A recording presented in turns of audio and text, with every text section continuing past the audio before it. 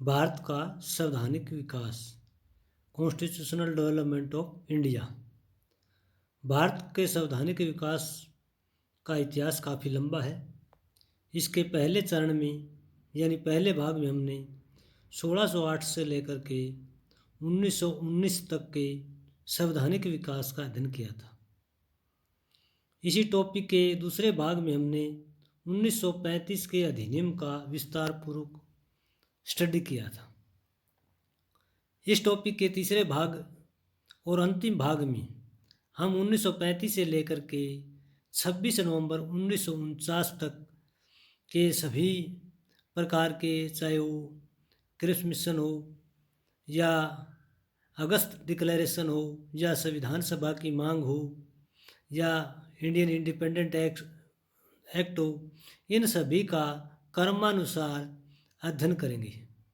तो आज का जो हमारा टॉपिक है वो है 1935 से लेकर के 1949 तक कौन कौन से ऐसे कारक रहे जिन्होंने भारतीय संविधान के विकास में योगदान दिया। भारत का संविधान जो है अनेक चरणों से होकर के गुजरा है। इसमें सबसे पहले जो है संविधान सभा की मांग को लेकर है। संविधान सभा की मांग को अगर हम देखें तो सबसे पहले 1934 में एम.एन. राय ने संविधान सभा का विचार प्रस्तुत किया था। उसके बाद 1936 में 28 दिसंबर को कांग्रेस के फैजपुर अधिवेशन में एक प्रस्ताव पास किया गया जिसमें कहा गया कि भारत के लोग जो है एक ऐसे संवैधानिक ढांचे की अपेक्षा करते हैं जिसका निर्माण उसके खुद के लोगों के द्वारा हो, यानी भारत का संविधान जो है भारत की जनता द्वारा बने, इस तरह का विचार प्रस्तुत किया गया। इसके साथ ही 1938 में कांग्रेस अध्यक्ष जे.एल. नेहरू ने संविधान सभा की मांग को फिर दोहराया और इसके साथ साथ वैश्य मताधिकार के आधार पर निर्वाचित संविधान सभा का विचार प्रस्तुत किया ताकि बिना किसी बाह्य हस्तक्षेप के स्वतंत्र भारत का संविधान का निर्माण किया जाए। तो संविधान सभा की मांग जो है वो रखी गई जिसके द्वारा जो है भारतीय संविधान का जो है निर्माण किया जाना था। इसके बाद अगस्त 1940 में अगस्त डिक्लेरेशन की गई तत्कालीन वायसराय के द्वारा। अगस्त 1940 में घोषणा की गई और इस घोषणा में ये कहा गया कि जैसे ही सेकंड वर्ल्ड वार समाप्त होगा हम सेकंड वर्ल्ड वार के बाद भारत को अनेक प्रकार की सुविधाएं प्रदान करेंगे। पहले ये कि भारत को औपनिवेशिक स्वराज का दर्जा प्रदान किया जाएगा। दूसरी इसमें घोषणा ये हुई कि भारत का संविधान बनाने के लिए एक संविधान सभा का निर्माण किया जाएगा। ब्रिटिश सरकार अपने उत्तरदायित्वों को जो भारत की शांति एवं कल्याण से संबंधित है किसी ऐसे वर्ग को नहीं सौंपेगी जिसकी सत्ता को कोई अन्य वर्ग मानने को तैयार नहीं है। यानी कहने का अभिप्राय है कि अगस्त घोषणा के द्वारा एक ऐसे संविधान के निर्माण पर बल दिया गया, एक ऐसे संविधान के निर्माण पर बल दिया गया जिसमें जो देश के सभी लोगों को जो है पूरी तरह से मान्य हो, कोई भी जो है इसके विरुद्ध ना हो, इस तरह की व्यवस्था स्थापित करने के लिए अगस्त 1940 में घोषणा की गई। इसके साथ ही तत्कालीन वायसराय ने युद्ध के दौरान वायसराय की कार्यकारिणी में कुछ भारतीयों को शामिल करने पर भी व्यवस्था दी गई। इसको जो है प्रत्याशा की गई कि जैसे युद्ध समाप्त होता है तो वायसराय की जो वर्किंग कमेटी है उसमें कुछ भारतीयों को शामिल किया जाएगा और युद्ध संबंधी मामलों में राय देने के लिए भी एक समिति का गठन किया जाएगा जिसमें देशी राजाओं के प्रतिनिधि और बहुत सारे जो महत्वपूर्ण लोग हैं उनको भी जो भारत के शामिल किया जाएगा। तो इस प्रकार अगस्त 1944 के घोषणा के द्वारा जिसमें ये प्रत्याशा की गई कि जैसे युद्ध समाप्त होगा हम भारत को ये सुविधाएं प्रदान करेंगे। इसके बाद 22 मार्च 1942 में सर स्टैफर्ड क्रिप्स के नेतृत्व में एक प्रतिनिधिमंडल जो है भारत पहुंचा और इस क्रिप्स मिशन जो है इसने अपनी एक योजना प्रस्तुत की थी जिसके प्रमुख जो सुझाव को निम्न प्रकार से डिस्कस किया जा सकता है। इसमें पहला जो इशू था कि वर्तमान स्थिति में भारत की रक्षा का उत्तरदायित्व तो ब्रिटिश सरकार का है। प्रतिरक्षा की व्यवस्था भारतीयों के सहयोग से की जाएगी। युद्ध विभाग को छोड़कर अन्य सभी विभाग जो हैं वो वायसराय की कार्यकारिणी से भारतीयों को सौंप दिए जाएंगे। युद्ध के पश्चात संविधान सभा का गठन किया जाएगा जो भारत के लिए संविधान बनाई जाएगी। युद्ध के पश्चात भारत को औपनिवेशिक स्वराज का दर्जा दिया जाएगा। भारत के लोगों द्वारा निर्मित संविधान के कुछ शर्तों सहित स्वीकार कर लिया जाएगा। यानी क्रिप्स मिशन के द्वारा जो है एक प्रकार से भारत की भविष्य की संवैधानिक स्थिति को पूरी तरह से सर स्टेफर्ड क्रिप्स के द्वारा स्पष्ट करने का 22 मार्च 1942 के जो प्लानिंग थी उसके अंदर जो है ये प्रस्तुत किया गया। भारत के संवैधानिक विकास में एक अन्य महत्वपूर्ण जो इवेंट है वो 1946 की कैबिनेट मिशन योजना है। 1946 की कैबिनेट मिशन योजना में पूरी तरह से जो है जो इसमें मिशन में शामिल थे sir Stafford Cripps, sir A Alexander और सर पैट्रिक लॉरेंस। इन तीनों मंत्रियों के नेतृत्व में ये मिशन जो है स्थापित किया गया। 13 मार्च 1946 को ये मिशन भारत पहुंचा। इस मिशन ने भारत के राजनीतिक दलों के नेताओं और आम जनता के साथ जो है बातचीत करके एक योजना प्रस्तुत की जिसे सभी नेताओं ने स्वीकार कर लिया था। इसको मंत्रिमंडल मिशन योजना बोलते हैं क्योंकि ये सभी कैबिनेट रैंक के मंत्री थे और इन्होंने जो योजना प्रस्तुत की उस योजना के में जो है भारत के नेता और भारत की जनता को भी जो है शामिल करने का प्रयास किया गया। इस मिशन के जो सुझाव थे उनमें पहला सुझाव ये है कि भारत जो है संघीय शासन प्रणाली वाला देश होगा जिसमें सभी प्रांतों और देशी रियासतों को शामिल किया जाएगा। रक्षा, विदेश, यातायात को छोड़कर अन्य विषयों पर इकाइयों का यानी प्रदेशों का नियंत्रण होगा। केंद्र सरकार की कार्यकारिणी में और विधानमंडल में प्रांतों और देशी रियासतों के प्रतिनिधि होंगे। भारतीय संघ में प्रांतों को अपने अलग समूह बनाने का अधिकार होगा तथा इन्हें अपना अलग से प्रतिनिधित्व प्राप्त करने का अधिकार होगा। इसके बाद जो अगली जो स्थिति है वो संविधान सभा की रचना की है। संविधान सभा की रचना के बारे में विस्तार पूर्वक वर्णन किया गया। संविधान सभा में कुल सदस्यों की संख्या 389 निर्धारित की गई जिसमें 292 सदस्य ब्रिटिश भारत के प्रांतों से, 93 सदस्य देशी रियासतों से और 4 सदस्य चीफ कमिश्नर वाले प्रांतों से लिए जाने की व्यवस्था की गई। ब्रिटिश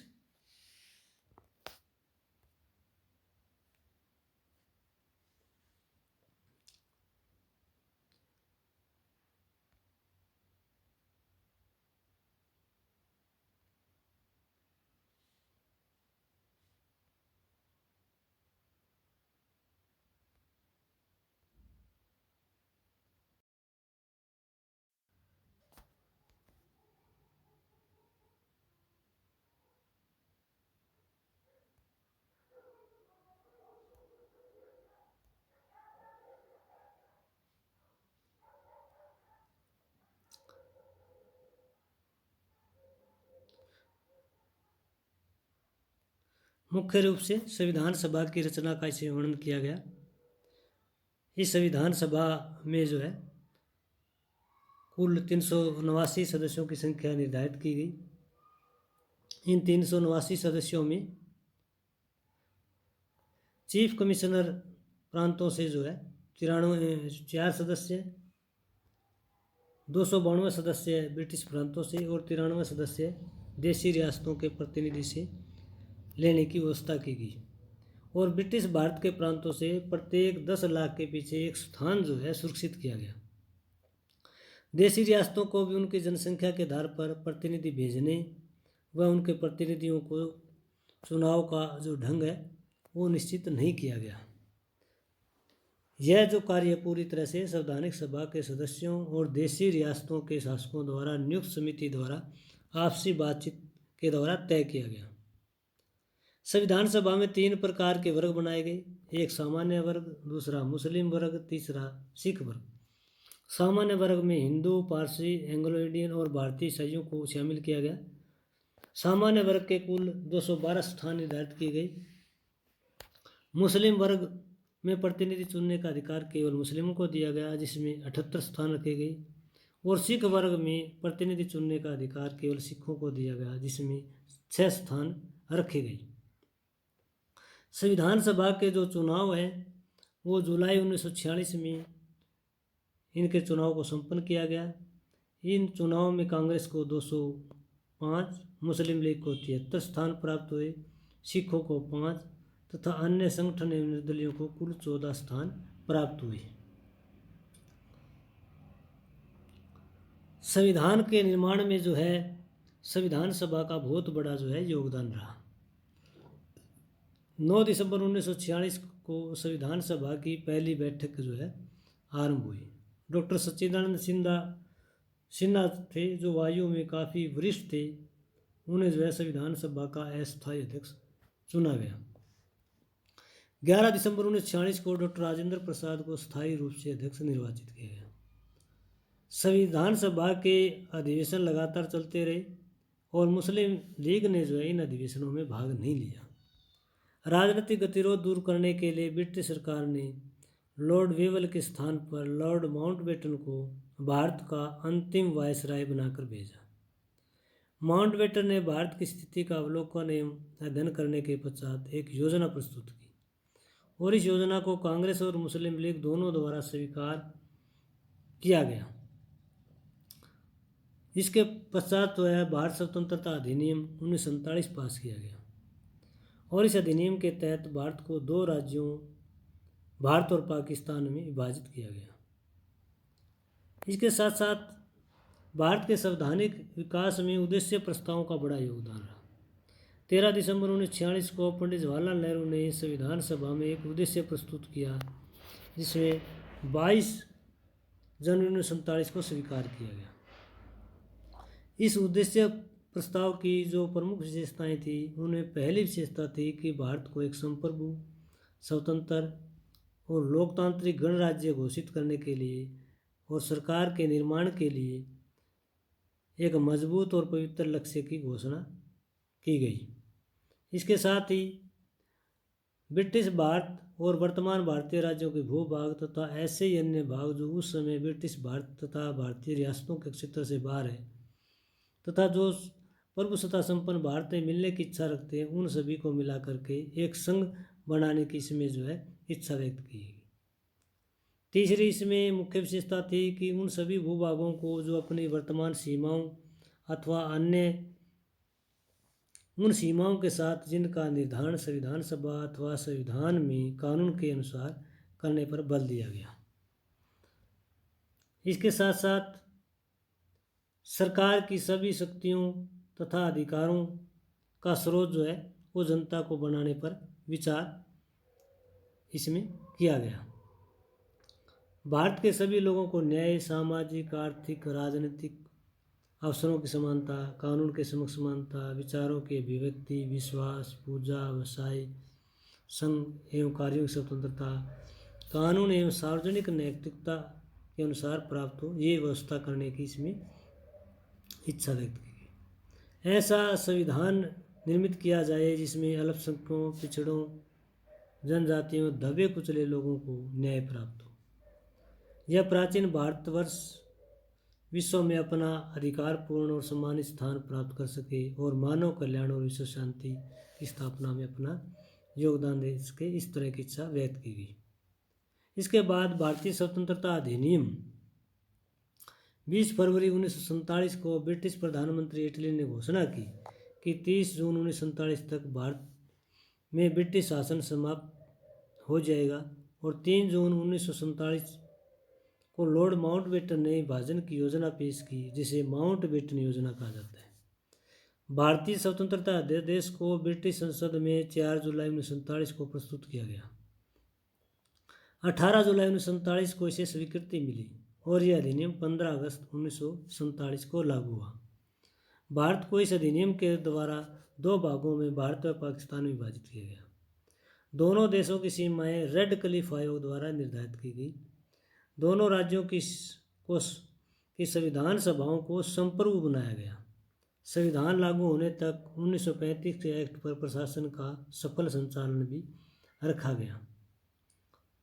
भारतीय संविधान सभा ने जो कार्य किया वो पूरी तरह से अनेक समितियों के द्वारा कार्य किया, यानी संविधान निर्माण के कार्य को आसान करने के लिए अनेक प्रकार की समितियों का निर्माण किया गया, जैसे संघीय संविधान समिति, प्रांतीय संविधान समिति, संघीय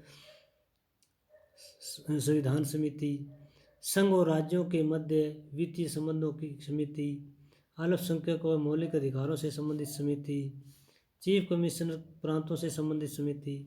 तो इन समितियों के माध्यम से जो है संविधान सभा के कार्यों को संपन्न करने का प्रयास किया गया। इसके बाद 1947 में ड्राफ्टिंग कमेटी का गठन किया गया। 29 अगस्त 1947 को संविधान सभा ने प्रारूप समिति की स्थापना की, जिसके अध्यक्ष डॉक्टर भीमराव अम्बेडकर बनाए गए और इस समिति में उनका साथ देने के लिए अन्य सदस्य गोपाल स्वामी अयंगर, अलादी कृष्णा स्वामी अय्यर, के एम मुंशी, सैयद सादुल्ला, टी कृष्णामाचारी और वी.एस. मिले।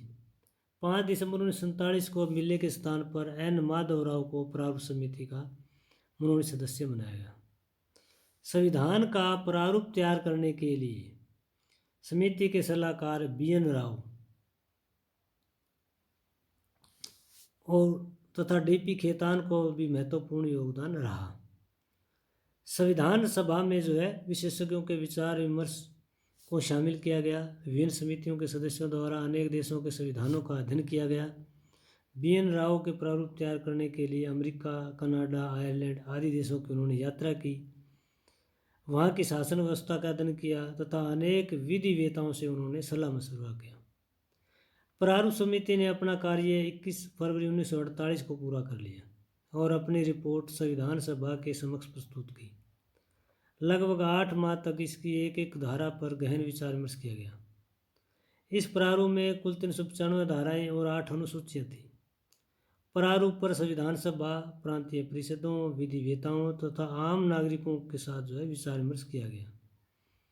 संविधान सभा ने अपने छठे अधिवेशन 4 नवंबर 1948 को इस प्रारूप पर विचार विमर्श करना आरंभ कर दिया। यह प्रारूप एक प्रकार का विधेयक था तथा इसका प्रथम चरण था।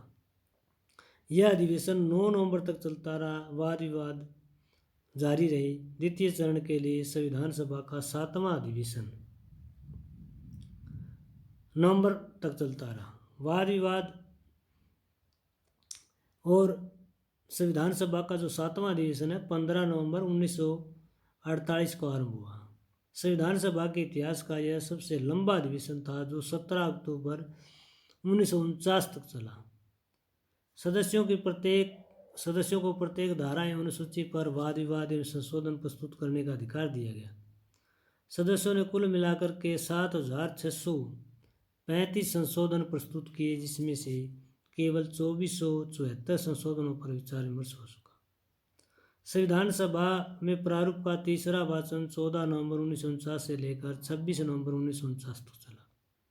इस दौरान संविधान को स्वीकार कर लिया गया। 26 नवंबर 1949 को संविधान सभा के अध्यक्ष डॉक्टर राजेंद्र प्रसाद ने इस पर अपने हस्ताक्षर कर दिए। संविधान सभा का अंतिम अधिवेशन 24 जनवरी 1950 को हुआ। इस अधिवेशन में संविधान सभा के अन्य सदस्यों ने हस्ताक्षर किए और 26 जनवरी 1950 को यह संविधान लागू कर दिया। हमारा संविधान 26 नवंबर 1949 को पूरा हो गया, परंतु इसे लागू 26 जनवरी 1950 को किया गया। इसका कारण कांग्रेस द्वारा 1929 के लाहौर अधिवेशन में पूर्ण स्वराज का प्रस्ताव पास किया जाना था।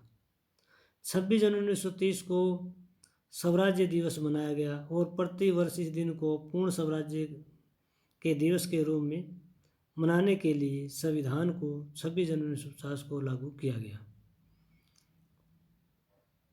तो 26 जनवरी का जो दिन है भारत में गणतंत्र दिवस के रूप में जो है घोषित किया गया।